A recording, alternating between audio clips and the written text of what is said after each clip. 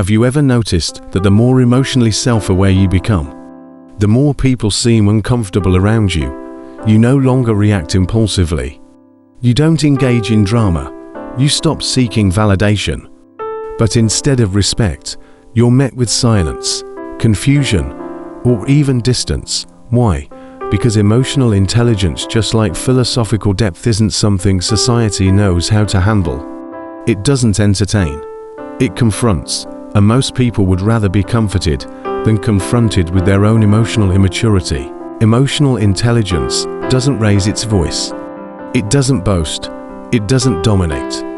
But it does something far more disruptive. It reveals. It holds up a mirror to the chaos of modern life.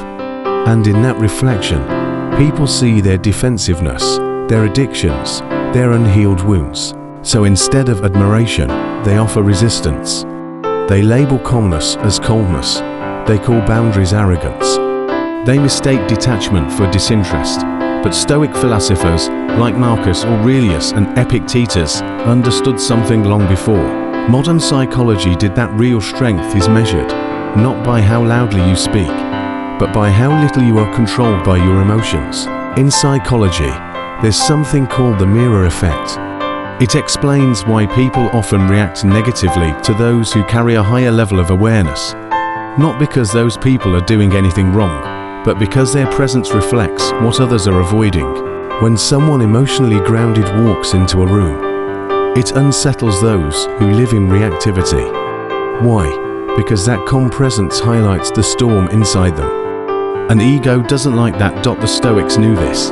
They practiced apathy, in a state of inner peace, not because they didn't care, but because they refused to be dragged by the chaos of others. And just like intelligence, this emotional mastery can isolate you. Society knows how to deal with passion. It rewards enthusiasm, drama, and extremes. But it doesn't know what to do with equanimity, stillness, those who think before they speak, those who walk away instead of engaging in arguments, those who are grounded in principle rather than popularity, because such people can't be manipulated. They don't chase applause. They don't conform to the emotional roller coaster of the crowd. And in a world driven by reactions, the person who responds with stillness becomes a mystery. And what society can't predict, it fears.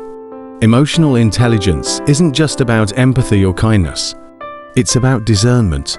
It means seeing through manipulation, recognizing projection, and refusing to play emotional games. That's threatening in a world where many relationships are built on unspoken agreements of co-dependence.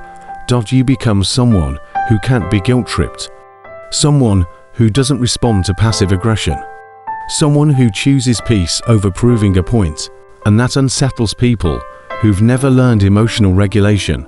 Much like Schopenhauer said of intellectuals, those who feel more, think more, and understand more will always appear strange to those who are sleepwalking through life.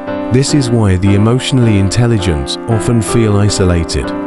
You stop trying to fix people. You stop over-explaining yourself. You stop engaging in surface-level conversations just to fit in. But here's the paradox: the more whole you become, the more distant you might feel from others.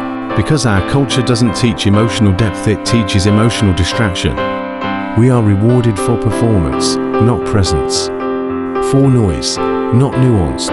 So when you develop the ability to sit with your emotions, instead of escaping them, you step out of the crowd, and few will follow. But this path is not a punishment, it's a calling.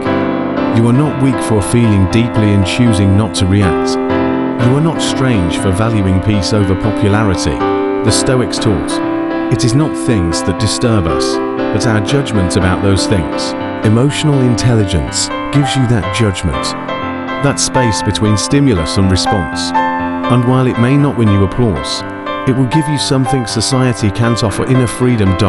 So if you've ever felt out of place because of your calmness, see if you've been told you're too quiet, too serious, or too detached, know this: you're not broken. You're just awake in a world that rewards emotional sleepwalking. * drop a comment below if you've ever felt the burden or the blessing of emotional depth. And if you want to continue exploring the wisdom of Stoic psychology and timeless philosophy, Make sure to subscribe, because in a world that's constantly reacting, we need more thinkers, more feelers, more people like you.